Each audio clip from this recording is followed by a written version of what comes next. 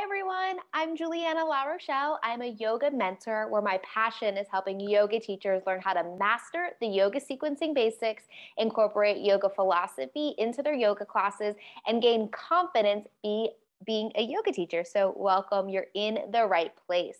So, today we're going to be going over my 5 steps to make sequencing easy. So I actually wrote an ebook called Yoga Sequencing Made Easy. It is completely free. You can grab it using the link in the description, and I'm gonna go through it with you today. So let me share my screen with you, and let's dive right on in. So here are the 5 steps to easy sequencing.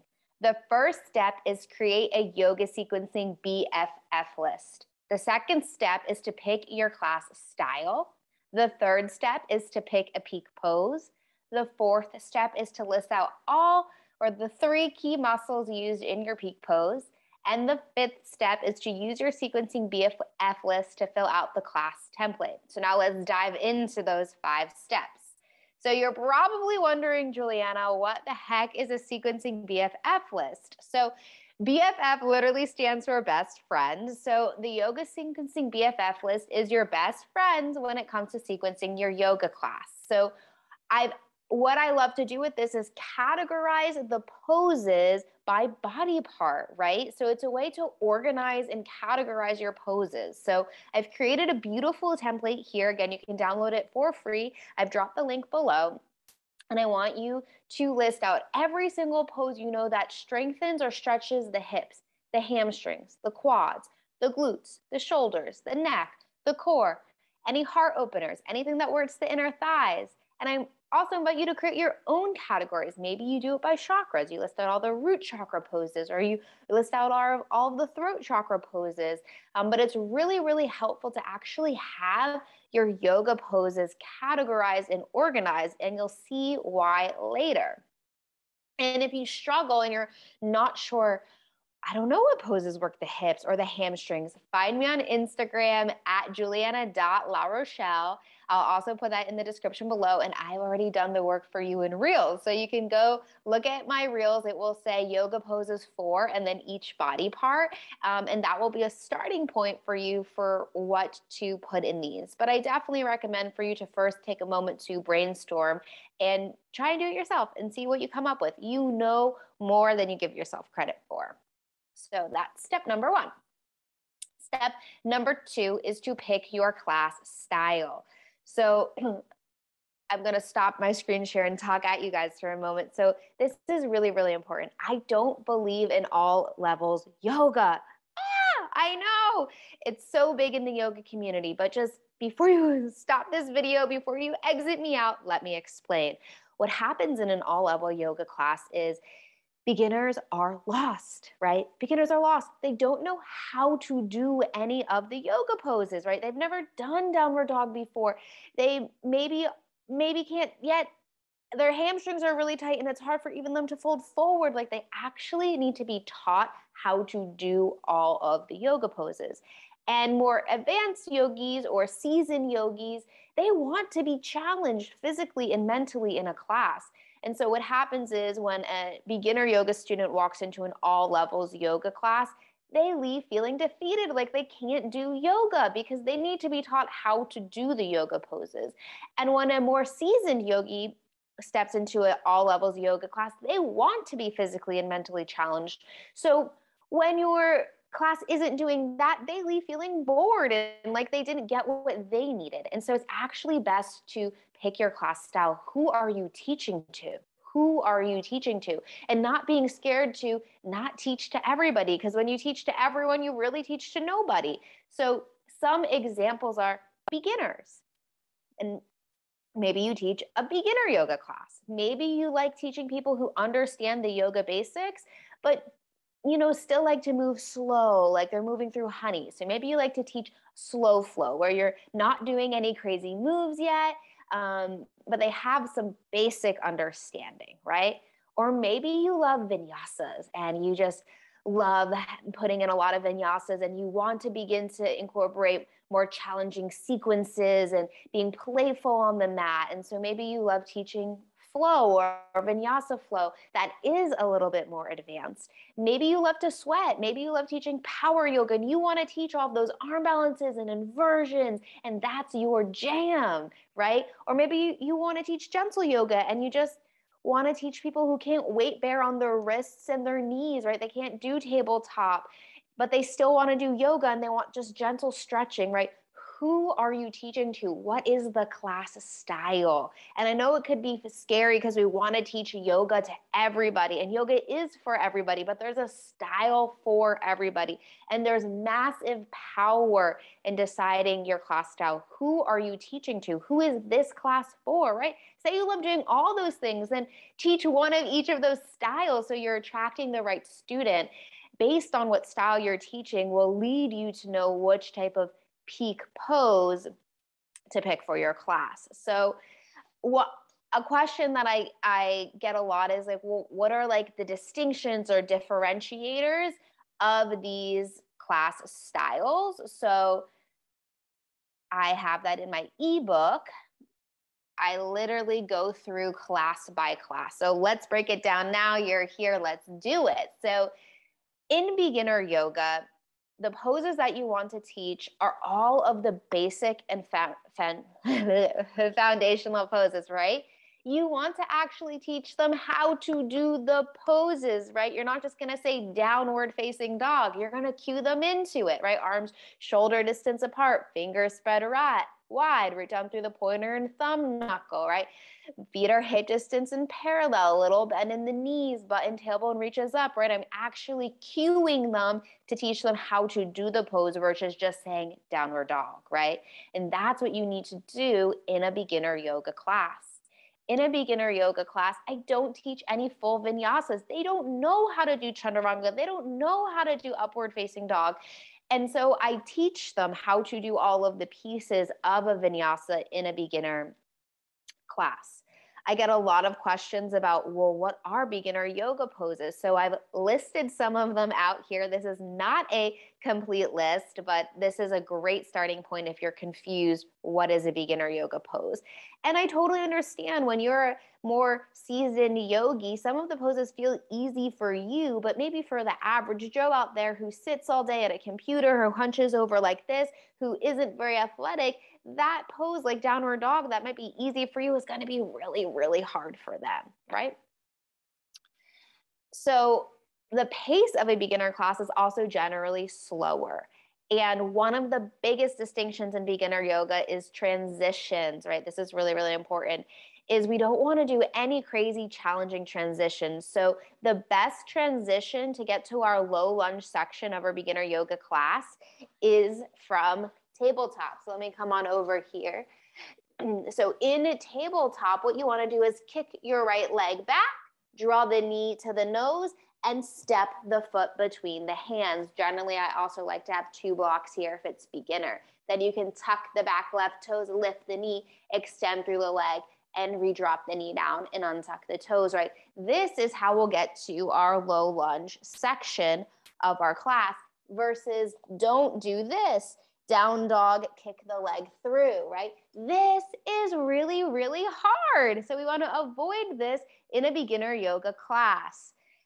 And then another transition is when we're going to our standing poses. Instead of kicking the leg through downward facing dog, we're just going to come onto our mat and step back and make our way into our standing poses. So those are the transitions to use in a beginner yoga class. Avoid stepping the foot through from downward facing dog. That is actually a very hard transition if you're new to yoga, right? Generally, you hold the poses in beginner for 3 to 5 breaths and you cue breathing, right? Beginners, they forget to breathe. They forget. They're all up in their head. Am I doing the pose right? Is this right? Am I going to fall right? We want to remind them to breathe. So themes of classes, I am a huge fan of incorporating Dharma talks or yoga philosophy in your class. And during beginner yoga, you want to stick to teaching them the basics. Like, what is yoga? What is an intention and how do you set one? What is a drishti? What is namaste? What does Om mean? What is meditation? How do you listen to your body, right? So this is an opportunity to actually teach them the yoga basics, not just the physical poses, but some of that basic Sanskrit that we use in class, so that then when they do go on to other classes, they know what it means. So I advise you in beginner, anytime you do use Sanskrit, that you tell them what it means, because they're not going to know, right? Teach them. And generally the music in beginner is, slower and kind of soothing. So there are some beginner yoga distinctions. Now let's move on to kind of like the structure of a beginner yoga class, right? So all classes, no matter what style you're teaching, will start with a grounding and a tune-in. This is the time for the students to get present on their mat, right? So you say a few sentences to them to actually allow them to arrive in the present moment. Then you teach a breathing technique, right? Pranayama is literally one of the 8 limbs of yoga. We should be incorporating that into our yoga classes. So some beginner pranayamas are like square breath, 3-part breath, ujjayi breath, lion's breath, alternate nostril breathing. Those are all really great breathing techniques to bring into a beginner yoga class. And then my personal favorite part of the yoga class is sharing a Dharma talk, words of inspiration, and setting an intention for the class. Then we move into the warm-up, where we warm up the spine in the 6 directions. We move into our tabletop and low lunge poses. Then we move into our standing poses, our balancing poses, our cool down, and our shavasana. So there is going to be class templates for you at the end of this ebook that you can download and use, and then that you can see. So let's move on now to slow flow. So slow flow is for that yoga practitioner who already knows the yoga basics, right? They already know how to do those basic yoga poses, and they want to begin to flowing them together. They want to begin to be a little bit physically challenged without doing crazy, crazy things that feel out of reach, right? So some great poses to teach your slow flow people are things like full cow face, full half Lord of the Fishes, standing split, dancer pose, yogi squat, half yogi squat, pigeon, eagle without props, half moon, revolved half moon, bow pose, camel pose, twisted triangle, right? So we are adding these poses into our repertoire that we're building from beginner yoga, right? Generally, the pace of a slow flow class is slow. Wait, we flow all of the poses together. We don't want it to be choppy, right? So it's okay in beginner yoga where it is a little bit choppy, where if you're done with your balancing pose, you might just say, come to sit on your mat, come to lay on your back, come to lay on your belly, because doing transitions when you're new can be very challenging, right? So now, instead of having that choppy aspect, everything is beginning to flow together smoothly. So in slow flow, we now do have these transitions. You can kick the leg through from downward facing dog to get to your low lunge and standing poses. And this is a great time to begin incorporating some more creative transitions. And I would recommend to steer away from doing the transition from tabletop kick through to low lunge. That's too easy, right? We want to have a kind of like a progression of how we're teaching. And then we hold the poses here anywhere from 3 to 5 breaths. You don't have to cue the breathing while they're holding the poses. You can begin to share some wisdom drops throughout class that are related to your Dharma talk. So some really good themes for the classes are more getting into the energetics of yoga. So this is a great time to begin to introduce chakras and anything else that inspires you. You can, for Sanskrit, you can use basic Sanskrit that you have already taught in your beginner yoga class. And if you're using other Sanskrit words, make sure you tell your students what it means, right? You want to be teaching them as you go. And it's important that your music matches the theme and the pace of class. So the class structure is very similar to the beginner structure, but it changes a little bit. So we always start with our grounding tune-in. We get our students present. We teach a breathing technique. We share a Dharma talk, and we set an intention for class. We warm up the spine in the 6 directions. We go into some tabletop poses. Then we do a slow flow sequence where we flow together 5 to 7 Low lunge and standing poses. We do a vinyasa in between sides. We move into our balancing pose. Then we do a cool down, which incorporates forward folds and back bends. We move into Shavasana. Again, there'll be a class template at the end of this. So let's move on to Vinyasa flow. So this is the more challenging class. They've already mastered the yoga basics. They feel super comfortable doing all of them. And now it's time to begin to teach them more advanced poses. Maybe like crow, like split, like wheel, like shoulder stand, like headstand, like double pigeon, like king pigeon, like mermaid, like forearm plank, dolphin, fallen triangle, half moon with sugarcane or Triposana, quad stretches, binds, right? So we're beginning to challenge the student even more. There's about 7 to 10 vinyasas in this class. The pace of the class is faster. All poses flow together. You're incorporating fun and challenging transitions. The whole time of the poses can vary. It can be you're holding the poses for 3 breaths, or you can sometimes be moving 1 breath, 1 movement, yoga teacher's choice, right? The themes of the class are meant to expand your students' minds. So you're beginning to share that deeper wisdom that you really love about the yoga practice. You can use the basic Sanskrit and you can teach poses in Sanskrit. Anything new that you're bringing in Sanskrit, you're making sure you teach them what it means. And the music matches the pace and the tempo of class. The class structure, we start with a grounding tune-in, the same exact thing as our other 2 classes. You get the students present, you teach a breathing technique, you share a Dharma talk, you set an intention, you warm up the spine in the 6 directions, you do a modified vinyasa, you do a sequence 1, right? So sequence 1 is is preparing you for your peak pose. You do a vinyasa in between sides. You do a sun salutation 3 times. 3, that was 2, 3 times. Then you do a sun salutation B, and you replace the warrior 1 in sun salutation with your standing sequence 2. Okay, so where you would put warrior 1 in your sun salutation B, you add a sequence of 5 to 7 poses. Basically, we're using sun salutation B as a framework for our vinyasa flow class. You teach a balancing pose. Sometimes that's incorporated into your sequence 2. You do your cool downs, forward folds, back bends, inversions, and then move into Shavasana. So let's dive a little bit deeper into what is the grounding and tune-in, since you're seeing that this is in the beginning of every class. And this is so important. Like, I have a personal pet peeve when I go into class and we just dive right into the movement. It's like, oh my God, I just drove here and I have the stress and worry or fear, something's on my mind, and I need a moment to get present, to give myself permission to be here and not over there, right?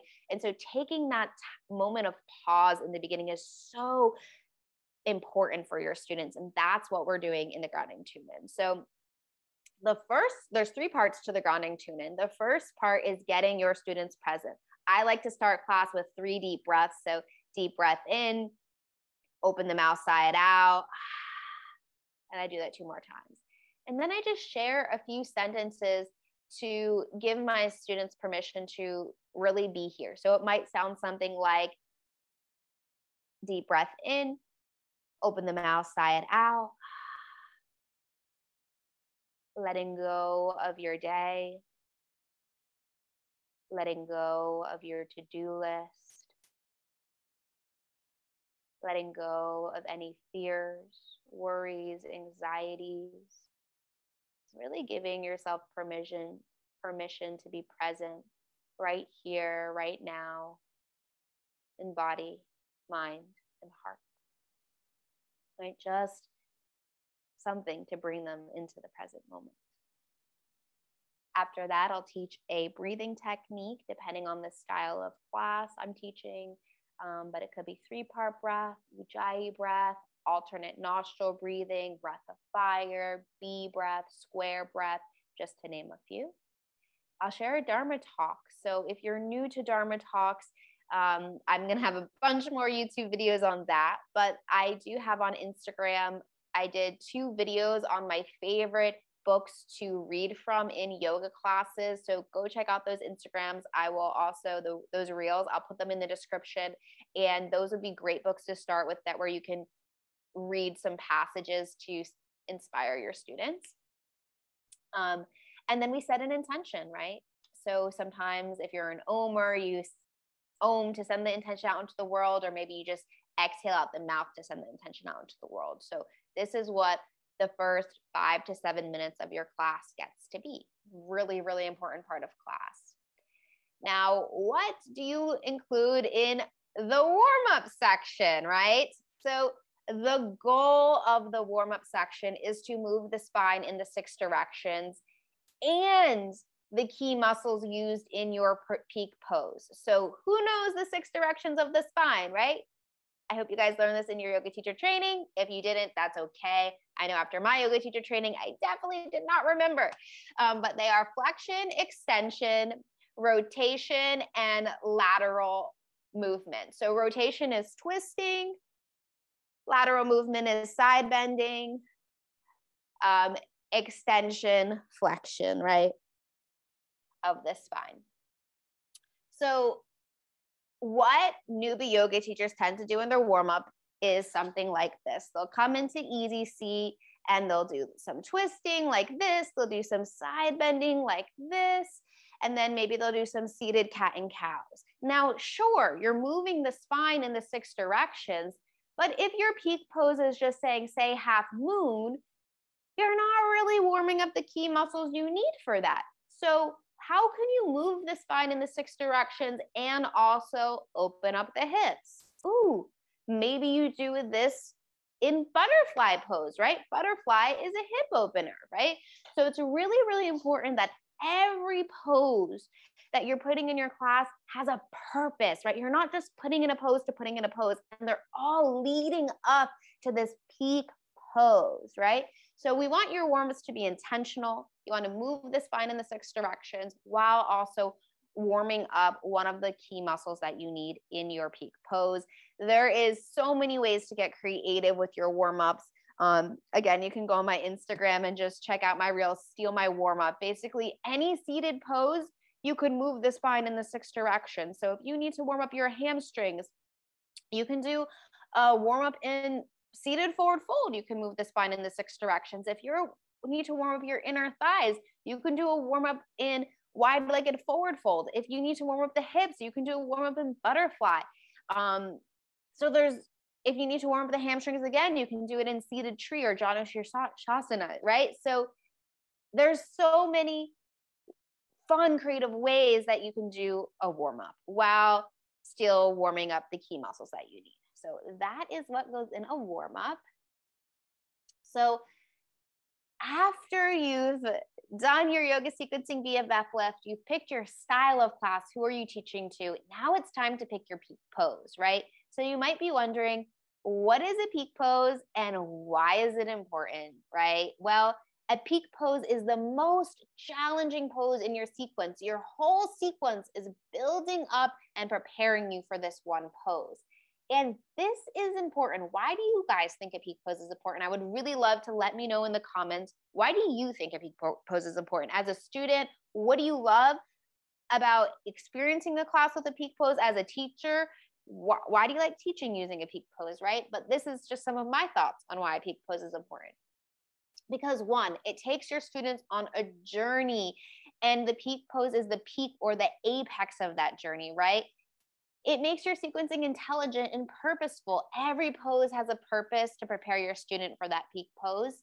And students feel empowered because their bodies are open and ready to try the challenging pose. This one is the key, like the number one to me, right? We don't want to be going into, say, wheel if our body isn't ready and open for it. And if we do take the time to intelligently sequence, we can give our students that space to open their bodies in ways that they might not normally to be able to enter a more challenging pose. And that is so empowering for our students, right? That is so powerful.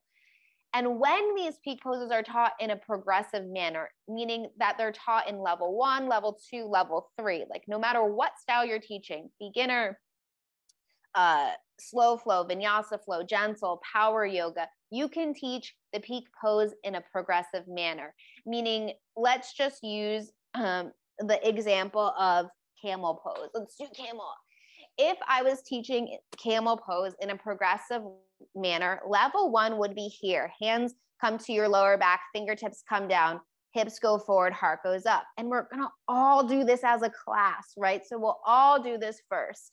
We'll take a moment of rest. We'll come back into it. Maybe level 2, I would say something like, we'd all start here again, invitation to stay here. Or if you'd like a little bit more, take your left hand either to your block or your left ankle, right arm reaches up. And then we'll switch. So right hand to the block, left arm reaches up. And then come back down. Take a moment of rest. So that was level 2. Now level 3, I would say something like you can repeat what we've just done, or if you want a little bit more, you can take both of your hands to your blocks or to your ankles, right? So you see how I'm teaching it in 3 levels instead of just saying, everybody take your hands to your ankles, push your hips forward, and if you can't do this, take your hands to your lower back. That makes students feel so disempowered, defeated, like yoga isn't for them, that they can't do it. And so instead, we want to teach in a progressive manner, teaching the whole classes doing level 1 together. Then an invitation to stay in level 1, move on to level 2, an invitation to stay in level 2 and move on to level 3, right? And this is how you create an inclusive environment where students feel empowered, where they feel like they can do the pose, where they're excited to see their progress so that maybe they can try level 2 and then level 3, right? It's very, very empowering when you teach in this way. So this is why I love the peak pose sequencing style. I could literally rant about all of that forever. Let me know in the comments if this is making sense. So you've picked your peak pose now based on the style that you're teaching. Now you list out the 3 key muscles that are used, right? So let's use our example of camel pose, right? So let's use camel pose. We're teaching a vinyasa flow class, our more advanced class. Our peak pose is going to be camel and our 3 key muscles. So think about it. Sometimes when I don't know, I get into the pose and I see what I'm working, right? So for camel, it's a heart opener, right? It also takes hip flexibility, right? So we're going to put heart opener, hips, and we also need open quads. So we got the 3 key muscles that you're going to use. Now you're going to use your yoga sequencing BFF lifts. You're going to go back up here and you're going to literally have a list. You're going to have all of the heart openers here. Every pose in the heart opener pose is a potential pose you could use in your class. You're going to have your hips. Every pose that's in hips you could potentially put in your class. And you're going to have quads, right? So you literally have a list of potential poses to put in your